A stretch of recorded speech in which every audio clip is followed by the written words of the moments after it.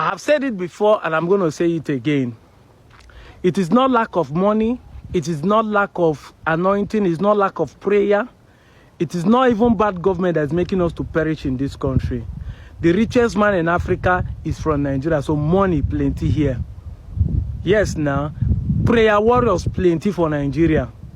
Men we claim they got anointing, whether diabolic or godly, plenty for Nigeria. Yet we are perishing. Why are we perishing? Because we lack knowledge. Of course, I'm not the one who said it. The Holy Book said, my people perish for lack of knowledge. And what is knowledge? Knowledge means knowing to the edge, knowing to the end. To the degree that you know, to that degree you know you have knowledge. I'm going to explain what I mean by this. I have been to 30 states in Nigeria. I boldly beat my hand in the chest to say that I think I know Nigeria by experience more than even the Nigerian president. Yes, now. I've been to 36 states in Nigeria. I slept in more than 700 local governments in this country for 7 years of my tour around the state. So I can tell you, these statistics I'm giving to you is not because I want to cause a religious conflict, but I'm going to tell you boldly today that I know by fact that Christians are more in number than Muslims. But why is it that the Muslims make decisions when the election comes? Because 50 million Nigerians who are Christians are depending on spiritual power to appoint a king or a leader. And I won't blame those ignorant followers, but I will blame their leaders who made them think that God is still appointing people like he was doing in the time of old. That's why I'm talking about knowledge. You see, there's a difference between God was and God is. God was in the box in the Old Testament. During the time of Moses, God has to be in the box, the Ark of Covenant, for God to perform. But today, God is in our hearts. God has left the box. God is no more moving around. God is moving with people. We are the one who is carrying God. So if you're using the time that God was appointing people to lead them out of wilderness and be saying, God say appoint king, then you will be getting God wrong. And like I said, it is the leaders of these denominations that call themselves church that are misleading the people. See holding activities of God in the box as if it's the same thing as God is now. Today, for you to have a leader or a president, you must go through the process of election. If you like, pray from here reach tomorrow. The answer to your prayer is that God has given you wisdom to know who is a good candidate. And he has given you PVC to vote. God will never, ever quote me anywhere and say, I will make this person a president because you pray. No anointing will make anyone become a president. No anointing will make anyone become a governor. It is you. And that's why I say that the reason why the North champion who lead us, because 50 million Nigerian churches are going to even be, some of them are going to still be praying. Tomorrow will be election. We see them doing IFG today that God will never answer those prayers. Quote me anywhere. You are using the name of God in vain if you are praying that God will appoint anyone to lead you. Why do I say so? We are all royal priesthood. We are all kings and queens in the presence of God. So God in the present time cannot appoint anyone to lead his children now.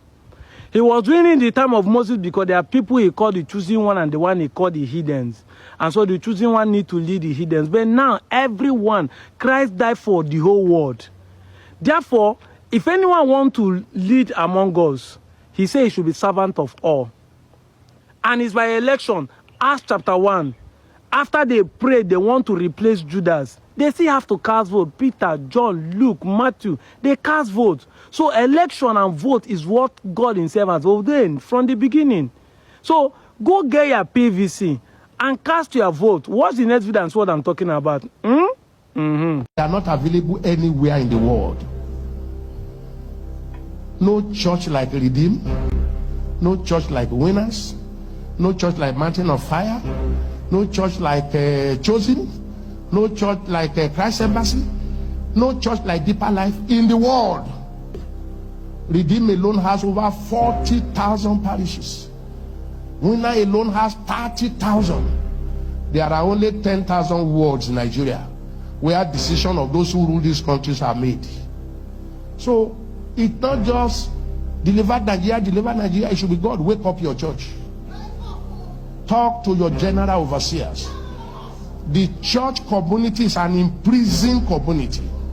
Our general overseers have imprisoned us. They must release us, mobilize us, encourage us to go to the grassroots. Politics is grassroots. You know, I have done politics before. I have campaigned, I've been voted for, I was a deputy speaker of a state. I know how it works. It's not just prayer. We have prayed, and God has answered the prayers. The answer is that He has given us people. Next to God's power is political power. And I want what I am saying to be carried live. Next to God's power is political power. And political power is people giving. And God has given us people. What else do you want Him to do for us? You want God to come from heaven and be casting vote? You want God to go to the world and become world chairman? No, the 7 ESCO in each ward, they are the one that determine who is the president. We can't change Nigeria except we change the National Assembly. This evil law called constitution, this is jihadist constitution. This is oligarchy constitution. This is a constitution that put the whole of the country under one tribe. This constitution cannot allow to go, and it cannot change until you change the men at the National Assembly. The men at the National Assembly will not change until you select new people that will replace them. So the church must wake up. And not only church, patriotic Nigerians must wake up in the name of Jesus. And you don't win on social media. You don't win on Facebook. You go to the grassroots.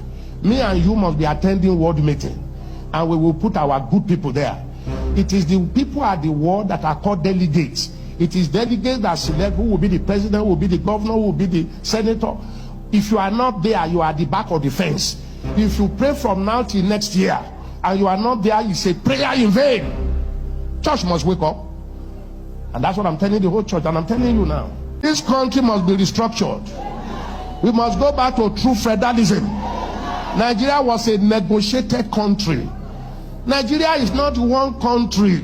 Nigeria is a country of many nations. Please change your prayer mode. Lord, save Nigeria, and Lord, save Nigeria. God has already saved Nigeria. It should be God. Wake up, Christians. Talk to our leaders. Let them allow us. Are you hearing me? There are only 10,000 wards. And I just mentioned some churches now that have thousands of parishes. Parishes that are docile, that are asleep. You are in the majority, but you are asleep. Minority dominating over you, changing the law. Terrible law. Those laws must be changed. Change your prayer mode. If you are in our church, we don't pray God save Nigeria. We just pray one country. Nigeria is not one nation. That's the first law we told ourselves. One nation. This country is not one nation. This country is many nations tied together by force. We must agree how to be one. We are not saying we are going to divide, but let everyone rule himself at his own pace, and let's meet at the center. Let's be like the United States of America. New York and New Jersey, they are side by side. They have different law, different policemen, different constitution. That's what it should be.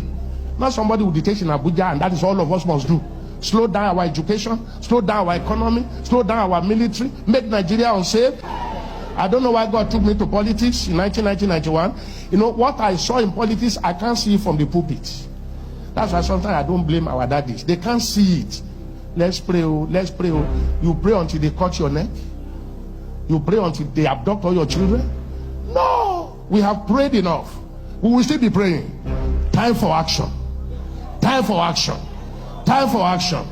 I am going to tell you more about it later. I've written a book that is circulating all over the country now. And I have been around here for 49 years with you. And some of you are blaming me when I went into politics. God made my eyes to open.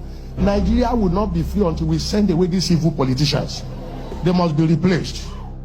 And our constitution must be rewritten. In the name of Jesus.